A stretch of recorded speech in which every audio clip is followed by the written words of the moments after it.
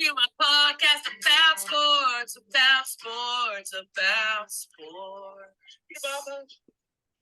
Howdy, Ags.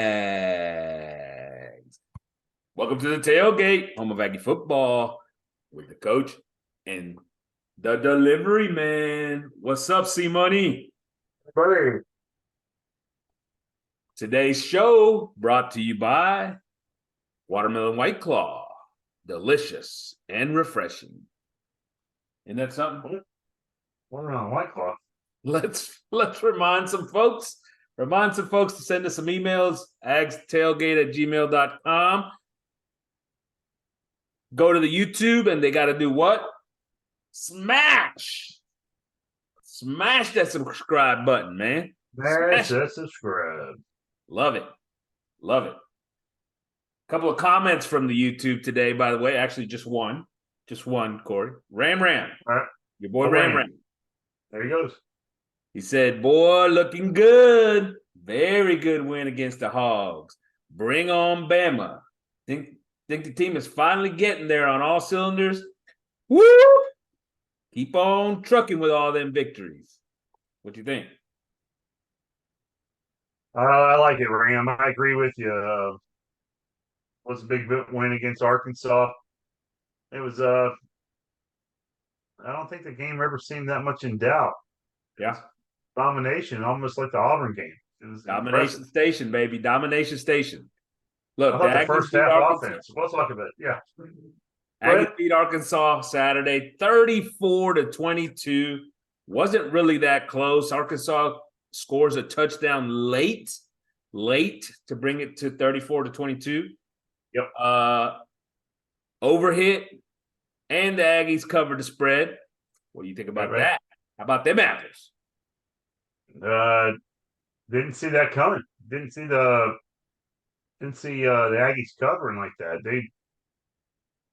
They were up by what? Good 16, 17, 18 points there for a while. I mean, late touchdown by Arkansas.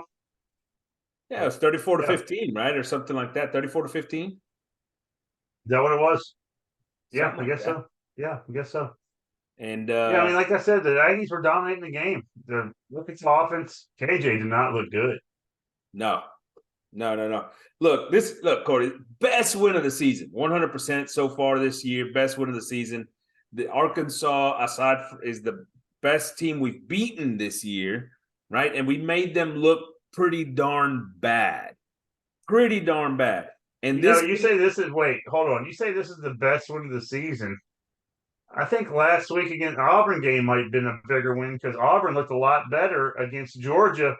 I'm telling you, I'm so confused. Confused right now. Georgia came out in that game and didn't really give a damn. And once they got to the point where they were behind and late, and they just started giving the ball to Bowers, and he went and took over, and it was over. Done. I'm just saying. Yeah, that was impressive what Bowers did. That guy's an animal. I mean, he made so many one-handed grabs, just refusing to get tackled. Just impressive, kids. I take him number one next year. The dude is a beast with the ball in his hands. He is. He runs hard. Forget just catching the football. Yeah, he can catch, and he's not like this. I don't know what like superhuman, like super fast dude or anything like that. But he's a monster with the ball in his hands. Like he's got the power he runs with, right? He's like the Juggernaut, man. I don't know if you know anything about Juggernaut from Marvel. Just once he gets in motion, it's impossible to stop him because he just goes. I mean, it didn't look like Auburn wanted to tackle him at all when he ran that last touchdown. They just like, you get him. Like, you go ahead and score. Yeah, go ahead. Going back to the Aggies. Look, this game was 100% all about the defense, all about the D. Well, I agree with a lot of it was about the D. The first half I thought was about the O. The second half definitely wasn't about the O. We're gonna touch on that. Yeah. But look, and let's go there, right? So let's talk about this Aggie defense. Look, Arkansas couldn't do anything offensively. the first two drives, they did have some drives there. I think it was like 42 yards and 69 yards. But even those first two drives, first and second down, Aggies were just in the backfield making plays. And then next thing you know, KJ made a big play on third down to save them and got him to move the ball. Eventually, the defense still showed out, held them down. I mean, the fact of the matter is that you take away those first two drives, and this team probably has less than 100 yards of offense, right? Right. Of offense. Yeah. I didn't even watch the first two drives. I was on the road talking to you, and you were just telling me about them. And they, once I started watching the game, they were dominant. Yeah, I mean, it was incredible. And so, you go look at it. You go look at it, and the entire game they were 5 for 15 on third down conversions, which isn't great, isn't terrible, whatever. Four of those were in the first half, by the way. 4 of those first down conversions on third down were in the first half, and I think out of those 4, they may have all been in those first 2 drives. And this is after that moment, and we talked about this, right? We talked about it. We said, look, KJ and that team has been able to do things, and even though they have negative plays all the damn time, right, penalties and whatnot, they've been able to do things on third down to get the ball out and convert first downs, and they did in those first 2 drives. It made you worry a little bit, right? Just kind of, hey, God dang it, got to get them off the field, got to get them off the field. Well, they ended up getting the stops, right? Aggies ended up getting the stops. And then after that, you just saw it was too much. It was absolutely too much. 43 yards rushing on the game, 132 yards passing. Dude, that is domination station, brother. Yeah, absolutely was. It was very impressive. You and I talked about it during the games. It's like Durkin turned the podcast on and goes, these guys know what the hell they're talking about. Because that's what he's doing. We said, let these guys play, be players, you don't have to be all creative with what you have there. Just let them go, play ball. Say, see it, go do it, no do it. It's very good. I mean, our linebackers went from a last year to like a damn near an A this year with them being aggressive. I mean, Edge Cooper, and even Russell, York, I mean, they're looking like all Americans because they're letting them play football instead of doing something they're not good at, which is trying to stay back in pass coverage, which Cooper is actually pretty good pass coverage. Listen. You said it. You said it during the game. You said, hey, Coop better stop screwing around. He's going to get himself drafted in the first round. Yeah, he's going to get drafted. The guy's going to get drafted because he's playing like an All-American right now. I mean, I don't want to jinx it, but he's like a young Vaughn out there. He's just everywhere. I'm talking not being able to be blocked, looks fast, aggressive. He's not missing tackles. I mean, it's very impressive what I'm seeing. And it's contagious when he's doing it. His buddy Russell, and what I talked more shit about the last couple of years, like what's this guy doing on the field? What they've done? You know what they've done? Year? You know what they've done the last 2 weeks to make this? They've gone downhill. Yeah, what? They started just bringing them.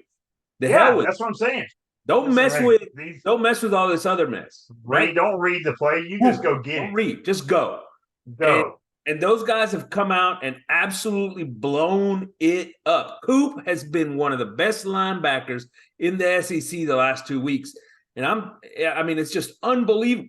Unbelievable what happens when they let them loose. It's exactly what we said. You make the offenses react to what we're doing instead of vice versa, which we were doing in the first place. We were reacting to the offenses. And now trying to react to what we're doing. I called it a year too early. Cooper, all SEC linebacker. Oh, yeah. We've been all over it. Corey, let me give you this. It's a shame. It's a shame. It's a shame because White was here a year ago, and that guy had a lot of talent. I don't see. It sucks that he couldn't be here enjoying this right now. I'm really upset about that. And look, we've gotten the benefit. York's gotten the benefit of this system as well, right? Coming in as a freshman. Now look, the fact that he showed up with his willingness to get after it and physicality, he's a guy that you can already tell is like he's got that innate physical nature about him, right? It's not one of those things where somebody's got to teach him how to be physical. He came with the physicality, and now they just got to let him loose, right? Yep. Cooper, I love it because he's able to use his athleticism right now. He is ultra athletic, man, and they are bringing him off the edge. They're bringing him down the middle. They're letting that dude play. And, man, I am excited to see how that continues to go against teams with defenses like LSU's, like Ole Miss's. That's going to be with offenses like those guys. Facing those teams, man, I want to see that sort of pressure, that same thing. What happens when you go in there and an offensive line? How about an offensive line like South Carolina's, man? What's that group going to do against that? That's going to be a whooping. Yeah, as long as and Durkin's, he just quit thinking. He quit thinking so damn much. That's what we've been saying.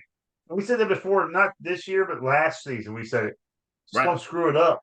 And he screwed the hell out of it last year. I was afraid he's going to do it this year. It seems like he's going to do it this year. But he screwed the pooch against Miami, right? There was no question. No question. Oh, yeah, this defense, when you bring this kind of pressure against Van Dyne or whatever, son. Yeah, Van Dyne's Heisman hopeful list would be off the table, man. Now look, I've got to say this because look, I've been one of the hardest critics of DJ Durkin. I've absolutely just been on his ass all season long, all off season long. And I didn't think he was going to make this change. I give him credit. Today, I give him credit because that's the best defense I've seen in the SEC this year. That includes Georgia and Alabama. Nice. When they are bringing it the last 2 weeks, now I understand. Look, I 100% understand. Auburn is a bad offensive team. Arkansas is a limited offensive team because they don't have the weapons around KJ, right? And that offensive line did look a little weak, but still, we brought the pressure and we made them look weak. It was a week earlier, they put 30-some-odd points on LSU, or 40-some-odd points on LSU, didn't they? I think everybody's going to do that this year. So I guess my point is very much so. That game, I think this week went over 100. We'll talk about that later. Yeah. It's, 100%. I got to give it to DJ. All right, he's given up his look that system of sit back and everything else, which is what he's done in the past. That's what he knows. That's what he's always done. And he finally said, "The hell with it. Let's see what happens." And the result has been incredible. 15 tackles for loss and 7 sacks in each of the last 2 games. We finally got some turnovers this past week. It's just going to continue to create those opportunities. If you sit in there and you do that, you continue to do that, whether it's against Alabama, whether against it's Ole Miss, South Carolina, Tennessee, it doesn't matter. Bring it. Force those guys to beat you at your best, and he has done it the last 2 weeks. I'm impressed with what he's done, and I give him credit for it. And I will continue to give it to him as long as he continues to do exactly what he's doing right now. That boy. I'll tell you one thing. You said turnovers, like plural. I only saw the one, Chris Russell pick 6, but it was a big one. It was a big one.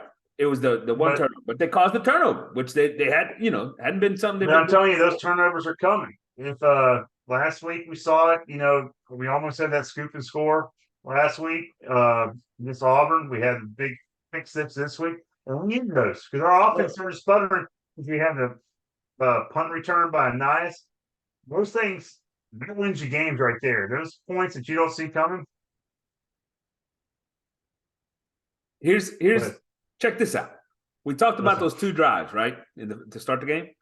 Yeah. After those 2 drives, this is how many the yards in each drive afterwards. 3 yards in the next drive. 9, 6, 8, 3, 5, -4, 14, -15, and -10. That was the next all of the rest of the drives in the freaking game up until the last drive where they got that touchdown, right? Did you hear those numbers? Those were single digit. 14 yards was the most yards they gave up in a drive. 14 yards. That's amazing. That's unbelievable. Impressive. Against a quarterback that has been pretty darn good his entire career over there at Arkansas, with a running back in Sanders, yes, his first game back, but a guy that's an all-SEC caliber type player. You know, they lost their tight end early, their big-time freshman tight end. He was out. But those wide receivers were there. And against that group, which we've been talking about, the fact that, you know, we were worried and all this stuff, they absolutely dominated. Dominated. Unbelievable. Look, the offense was bad in the second half. We'll go to that here in just a second. And this defense didn't care. The defense didn't care. All right. The only bad thing I did see of the defense was the secondary when they did, you know, that big pass. But for the most part, you're not putting pressure on all day. As long as we were bringing the pressure, it takes off that amount of time you got to cover back there. But DeBerry showed us, you give him a chance to get burned, he will. And there ain't no question. Look, there's still some deficiencies in the secondary, like you said. I thought Jacoby Matthews had a couple of nice plays. They completed a pass on him, and then one they did, you know. But at the same time, he was there. You know, he was right there in coverage. I do think there's still some deficiencies in the secondary and coverage and all that. But it's not going to matter if you continue to do exactly what they've done so far, because at the end of the day, if a quarterback doesn't have time, if he brings it and that defensive line, those linebackers just absolutely annihilate quarterbacks like they have the last 2 weeks, it doesn't matter. They won't get the ball out, period. No. And it's the only way you're going to cover up that deficiency in the secondary, right? No. You can't put enough guys back there to cover. Especially what we have coming up next weekend. You got to bring it. The weekend after that, I'm not sure who we got after. Who do we have after Bama? South Carolina. No, Tennessee. Oh. Tennessee. Oh. Yeah, bring it. On the road. Tennessee, on the road, right? But neither one of those two games are good quarterback play, I don't think. You know, I haven't seen good quarterback play out of either one of those teams. Yeah, you got and both of those quarterbacks. And they're both apt at making mistakes and throwing the ball to us if you get after those guys. And you can't give those guys an opportunity to get comfortable. That's the whole key, right? You got to keep them uncomfortable. Right. Look, Walter Nolan, brother. Playing like an All-American. 6 tackles. He had 3.5 tackles for loss and 1.5 sacks. The dude was absolutely phenomenal. And him and his running mate, McKinley Jackson, another guy, just absolutely blowing things up in the backfield. With those two guys on the field, that defense is beyond great. Like, yes, they are. It's at another level because they dominate, man. They dominate. Add Shamar Turner, and then what the linebackers have been doing, Cooper and Russell. Give him credit where credit's due. Simplified for him, and he's made some plays. Man, last year he made a big play against Arkansas too, right? Russell and York, those dudes are just absolutely dominating the line of scrimmage and taking care of business. It's been unbelievable. I also want to bring one other guy up, and that's Anderson, because we talked about it a couple of weeks ago. Like, great. They were playing him in the back, sitting back there as the deep guy for a while, and he was nowhere to be seen. And we said it, bring him into the action, get him involved. And all of a sudden, that dude is in half the freaking plays, man. He is in it. He's physical. It's unbelievable at his size, the way he does those things. And he's always in the freaking who tipped the ball? Who tipped the ball on the pick six? Was it Anderson? I think it was Anderson. I think that's what we were talking about on the text. Yeah. I think it was Anderson. Yep. When he's in the mix, when he's in the box, when he's playing down in there, he's always in the play. He's aggressive. He gets after it, and he makes plays. And I love the fact that they've changed that for him because last year that's where he was playing, right? He was playing up in there. And all of a sudden, beginning of this year, he was back. He was passive. Man, he was lost in that game. He just nowhere to be found. And the last 2 weeks, all of a sudden, bring him back into the box, bring him back into the playmaking abilities, aggressive play all again, and it just shows, man. It shows. I just don't understand why it's taking him so long to do this. Why didn't he do? I mean, we had Antonio Johnson here last year, and I feel like he wasn't used properly because he could have been doing this. The year before that, his freshman or sophomore year, he was getting downhill, putting pressure. He was awesome. But now, anyway, who was your player of the game? Defense.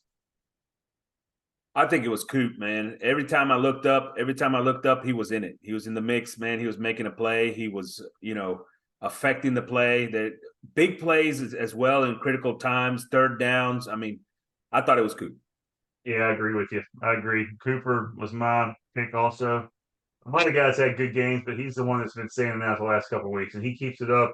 Like I said, he's moving up draft boards right now. And I think a lot of these Aggies are, to be honest with you. I think the defensive side of the ball, they are making some names for themselves, and keep it up, guys. It's very impressive. So let's talk about the Aggie offense. And look, we came out and I thought they started off pretty well. Touchdown, field goal, missed field goal, touchdown, first 4 drives, all right? Mm-hmm. And so opportunities to score in each one of those. Yeah, you talk about the field goals. Look, Bond is a problem right now. The kicker's a problem right now, right? But let's leave that to the side. That's a problem for this team right now. Eventually, he plays like that. He's going to cost this team a game at some point this year if he's missing field goals. What, he missed 2? He missed 2. And upright, and then when he was, it wasn't bad misses, but still misses. I thought that first one was. Was it the first miss that I thought was? He hit the upright on the first one, didn't he? Didn't he hit the upright on the first one? Was it the first one he hit the upright? He almost took down. He has a hell of a leg. The guy's got a leg. Yeah. He almost took the uprights down when he hit it. Yeah, they said that thing was still a rocking. But offensively, man, they came out and I thought they were doing good things. They were moving the ball. They stalled out on a couple of drives and all that stuff. Anais making some plays again, showing up, right? The big throw to Stewart from Max. I thought he made some nice plays. I also thought that they got the tight ends involved early and made some nice plays. Max had a couple of catches. Johnson had a couple of catches at tight end. There's some different things there. We did have a couple of, Walker with some drops. But my question, and I think I asked you this during the game, look, I understand Walker made some plays. Where's Moose? Because one guy that doesn't drop the ball ever? Moose. Throw it within freaking 5 feet of that dude, and he's going to catch it.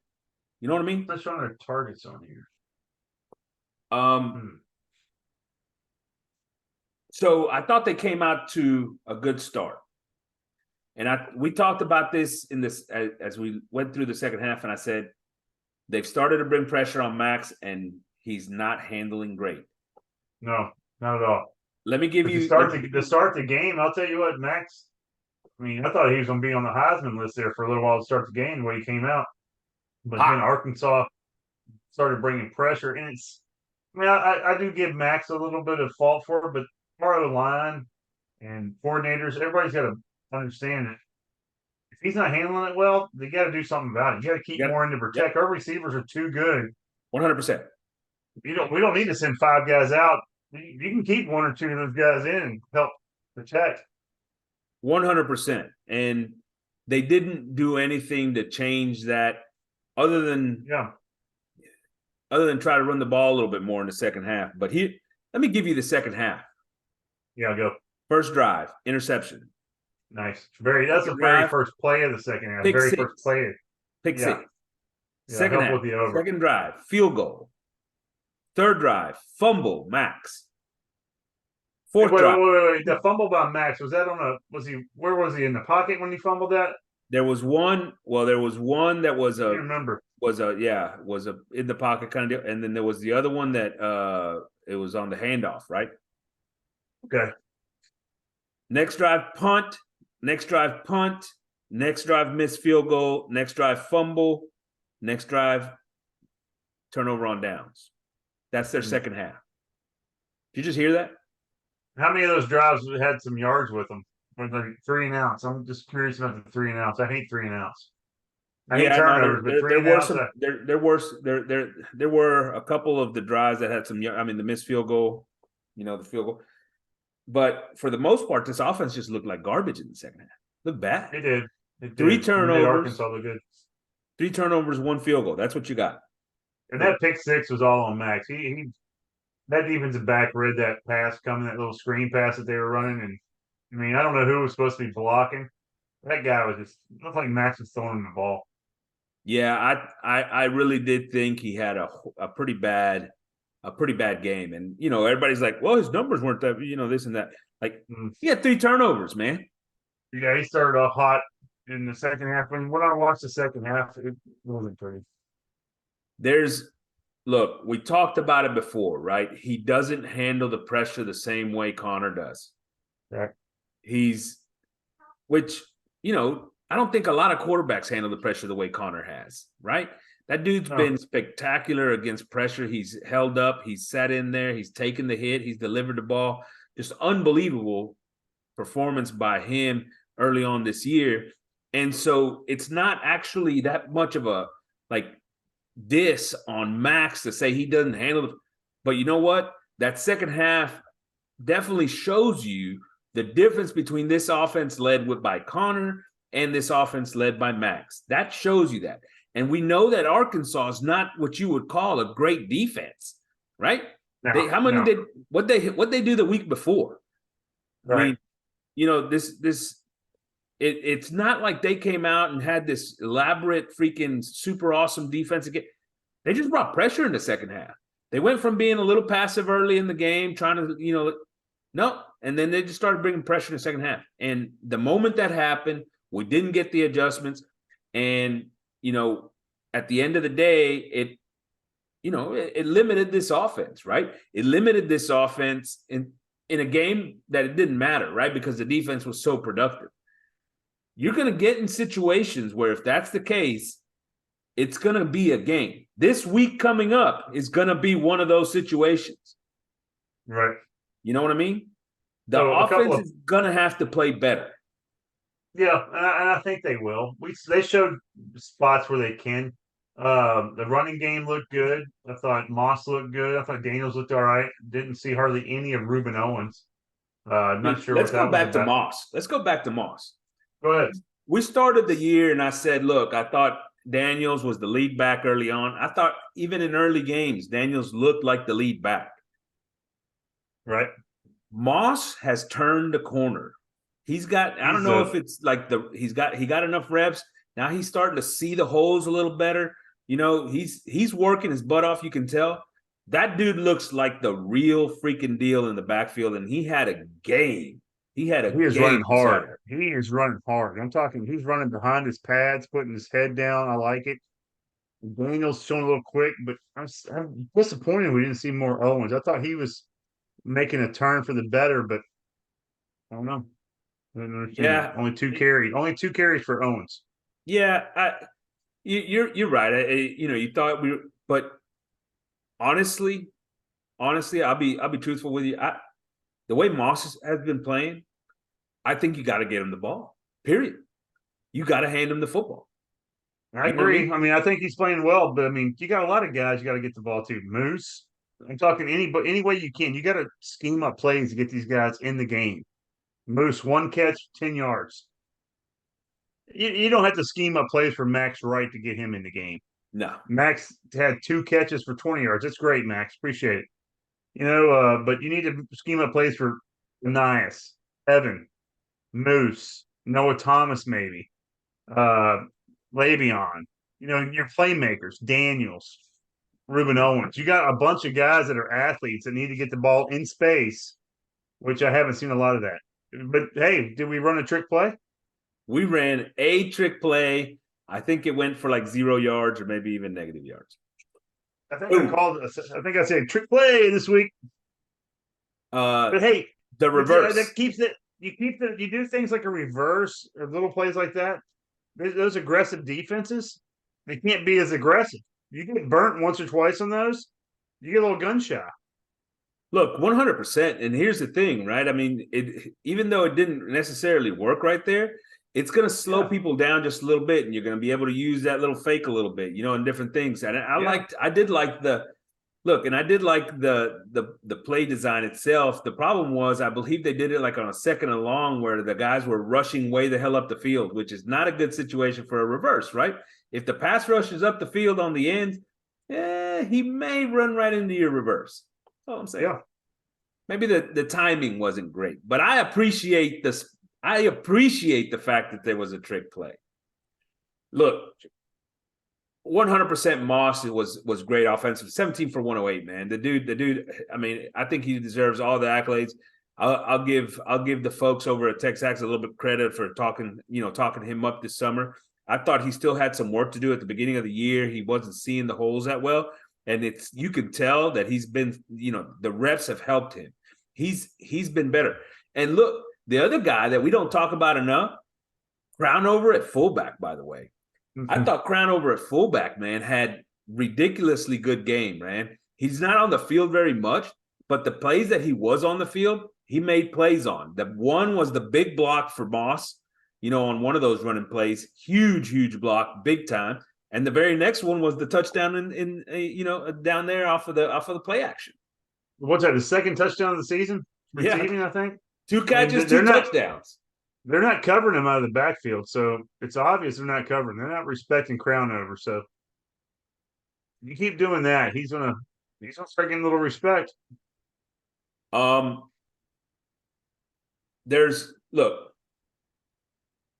This offense is going to have the opportunity to do some things because the defense is playing so well. The defense is playing so well that they're going to have opportunities to make plays, and they're not going to have to sort of overdo it at times. I love the way the position that this offense is in. Max doesn't have to be a Heisman contender. He can be a caretaker. He can be a caretaker of this offense. Get the ball to the athletes that you talked about, the playmakers that you talked about. I'd still want to see Moose more involved, right? I still think that this offense has an opportunity to take a step forward by doing that. Now, offensive line, who'd I call out? Who'd I call out in the middle of the game? You remember? Oh, Robinson. Holy crap, that dude was horrible. I mean, he's been horrible. It's not just was, it has been. It's unbelievable, man. He's the guy that's been there the longest. Every week. And he's just every week the worst performer at this point. And I don't understand why they don't use Nabu and Dewberry at the 2 guards at this point. What's the point? I didn't even notice. Did Fathery get in? I didn't see Fathery in. He might have got in late. Wow. So who's your offensive player of the game? I think it's a pretty tough decision, actually. I mean, I was leaning Moss, but didn't you think about what Anias did with that punt return? And he led the team in receiving. He's just the guy. The motor doesn't stop with Anias. I mean, he doesn't stop. If he was on defense, he would be Edge Cooper because the guy just doesn't quit. He's just getting after you. Little guy, and you're like, he's lined up in the backfield a couple times. I mean, he's everywhere. Unbelievable. But because of the punt returns, I got to go with Anias, right? Yeah, I think so too. I mean, Moss was up there. Moss was up there, and 100%. And Robinson, you were not anywhere close. Layden, no. Yeah, he was like least productive offensive player of the game. Your draft stock is not rising, Layden.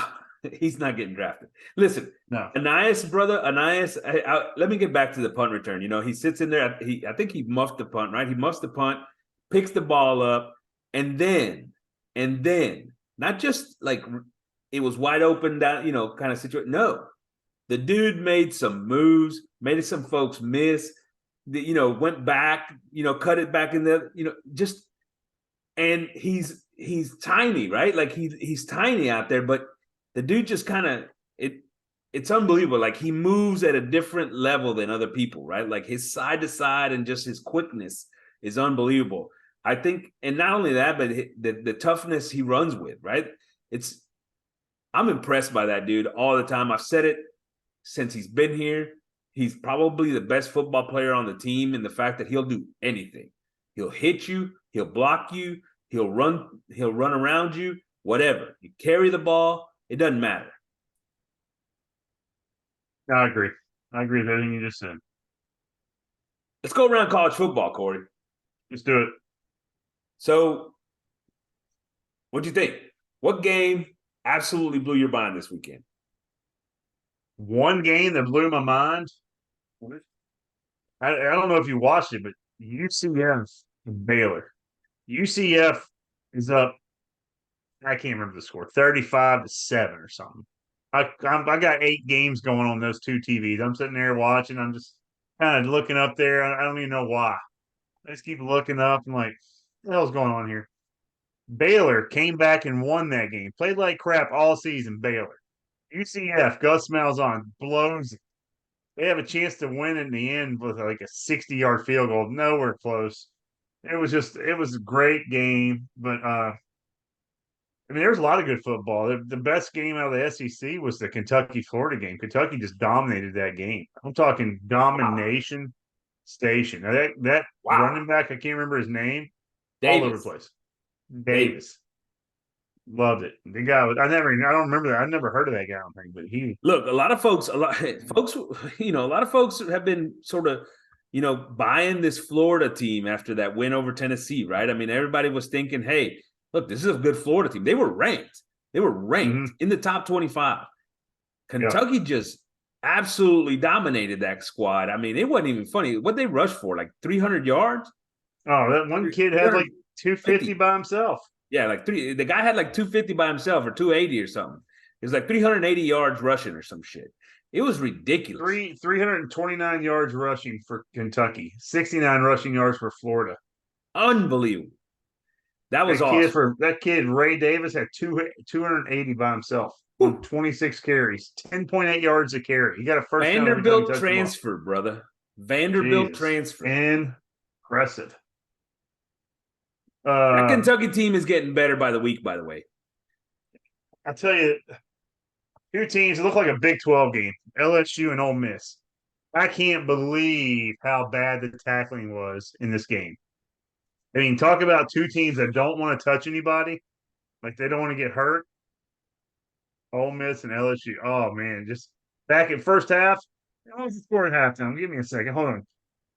Halftime score was 31-28. There was no stop. That was almost the over. That was almost the over for the game. Yeah, they were just. I mean, your head's doing this right here because they were just going back and forth. Nobody wanted to. It was fun to watch, but you're sitting there thinking. Every game I watch, I'm like, can A&M beat them? I looked at LSU and almost I thought, yeah, we can beat them. I looked at what's it called? Georgia Auburn. Georgia had to come back and beat an Auburn team that we just dominated. And so I'm sitting there watching Georgia Auburn. I was like, can we That's why I'm saying. That's why I'm saying this. It's like, can we beat Georgia? I was like, I think we can beat Georgia. If we play like we did the last 2 weeks, I thought money. The defense, the way the defense has played the last 2 weeks, they are the best defense in the SEC. They're better than Georgia's. Well, I'm just going through the SEC right now. Okay, Florida, Kentucky. That's the first time I really watched Kentucky, and I was impressed. I watched the other scores and highlights, and I wasn't impressed from the other games. I don't know if this is their first complete game. The quarterback didn't. That quarterback for Kentucky didn't impress me like I thought he would. Let me tell you this. Ole Miss goes into freaking and plays at home, plays LSU, and freaking wins that game. They don't just keep up with that offense. They win that game. They went over 100, right? Like, oh God. Yeah. They 55-49. Yeah, I mean, so they go out and win that ball game, and they do that after the week before, Alabama absolutely dominated them. held them to 10 freaking points. 10 freaking points. LSU's defense is worse than an old Big 12 defense right now. That's ridiculous. That is ridiculous. This is an LSU team that just beat the crap out of who? Mississippi State and somebody else. I can't remember. They've been beating teams. Yeah, but think about this. Before the season, people were saying they had two of the best, the first team defensive linemen in the SEC, in all SEC. Perkins, best defensive player in all of the freaking college football. You know, all these guys that kept getting accolades, and those dudes right now can't stop a high school team. I mean, it's ridiculous how bad that LSU defense is, and I don't understand it. All right, real quick, answer me this: A&M beat Florida. Yes. And they beat Kentucky. I think they can. You're thinking too long. I think they can. Absolutely. I think they can. Can they beat Missouri? I think they can. I think so. I know they can beat Vanderbilt. Can they beat LSU and Ole Miss? Yeah, I think they can. Can they beat South Carolina and Tennessee? Have you seen anything from Tennessee that makes you think that this isn't the Tennessee team I saw last year? No. Tennessee beat South Carolina 41-20. The game was closer than that. Look, let me say this. Can they beat Alabama? Can they beat Alabama? Yeah, they can. But let me say this. I just said they can. They can. But two things. That defense better bring it every one of those weeks. And I mean, I'm talking Durkin. Yeah, you can't let up. If they sit back against any of those teams, they'll give up 40. They'll give up 40 because that secondary ain't going to cover. We showed it. We showed it against Miami. We'll do it. And I promise you, LSU, Ole Miss, all those guys can go throw it like Miami did. They got players. If we play, can we beat Georgia right now? I think we can beat Georgia. Because you watched all these teams play. You watched every team play so far. Which one of those teams makes you the most scared for A&M to play? Like, you're like, man, I'll tell you what. I'm not scared of any of those teams. I mean, we could lose to Kentucky. We could lose to Georgia. We could lose to LSU or no. Hold on. We don't play Kentucky. I'm just saying we could lose to them. I could see us losing to these teams if we played them. Sure. I could see us losing to LSU or Ole Miss just because we got our heads up our ass because we've been known to do that. Yeah, and I'll say this, with what I've seen from the last 2 weeks, if we play like against Miami, we're going to lose a lot of games. If we play that kind of defense and that kind of offense. This week, and we're going to talk more about Alabama in the next pod, but this week is the biggest game of the season. And I'm going to tell you why. Because everybody had Alabama buried 2 weeks ago, right? Everybody had Alabama buried 2 weeks ago. Alabama right now may be the best team in the SEC. I didn't say the SEC West. They may be the best team in the SEC. They have adopted an identity offensively of run the football and let Milroe create. And defensively, they've been excellent all season long. What they did to Ole Miss as a defense is the best defensive performance of anybody in the country all year long. That's period. So this week is the game of the year for the Aggies. There's no question about that. You know what I mean? Know what you mean. All right, real quick. Last against Auburn, A&M gave up 144 rushing yards on 41 attempts for 3.5 yards a carry. Against Arkansas, we gave up 42 yards on, where is it at? 39 carries? No, 39 carries, 42 yards. Less than 2 yards a carry. 1.1 yards a carry. Yeah. Is I'd say I watched Auburn run the ball they ran silly against Georgia. Silly. If you can get Auburn out of the running game, you got them beat because they can't throw the ball. They suck throwing the ball. Go do. Alabama is the same way. We do this against Alabama. This Alabama, you make Milrow beat you with his arm. You put that pressure, you put 8 men in the box and bring it and say, hey, you beat us throwing the ball, you got us. 100%. You did Hey, it. look, I want to talk a little bit game out west. Game out west. USC ranked number like 2 in the country, 3, 4, whatever, 5. Yeah. Colorado at home against USC. What a game. What a game. Oh, that was fun. I mean, Colorado didn't give up. I'll give it to Deion's boys. Deion doesn't know how to manage a clock to save his life. He can't manage clock management to save his life. But, yeah, it was a good game. I'll tell you, Penn State, Northwestern, tied 10-10 at halftime. Penn State woke up in the second half. Texas killed Kansas. Yeah. Kansas didn't have their quarterback. Yeah. But still, I mean, 26-point win for Texas. They look good. Oh, we haven't talked Notre Dame Duke, man. Notre Dame Duke. I thought Duke would win that game or stay within a touchdown. If you would have been awake and watched what happened at the end of that game, I'm telling you, Duke should have won the game. They had the ball Notre Dame had the ball 4th and 16 in a blown coverage. They let their quarterback run for 20 yards for first down, and then the next play they give up a 30-yard run right up the gut. And that damn kicker for Duke, if they could fire somebody, I'd fire him. Oh yeah, he had a horrible day too. Look, bad beat, as they say, right? Oh, it was awful. Questions from the tailgate brought to you by Watermelon White Claw today. Delicious and refreshing. Watermelon White Claw? What? Yeah. Are you drinking a Watermelon White Claw today? I wish I was. It's Monday though. Oh yeah, it's a little rough. Yeah. That's going to end up in a rough week for me. All right, where do things stand in the SEC? Where do things stand in where the SEC all together in the SEC or the SEC West? Yeah, let's go ahead and go SEC. All right. How about this? Let's start with the West. Where do things stand in the SEC West? Who's the team to beat in the West? The team to beat in the West right now, we'll find out this week, is going to be A&M or Alabama. We win this game, I think we'll be in sole possession of first place in the West, won't we? Yeah. Because we wouldn't have a loss. Bama's already got. They don't have a loss right now. No, yeah. Whoever wins this game is in first place in the West because Ole Miss is lost. LSU is lost. Mississippi State. Yeah, they all. Look, yeah, this right here. This is it.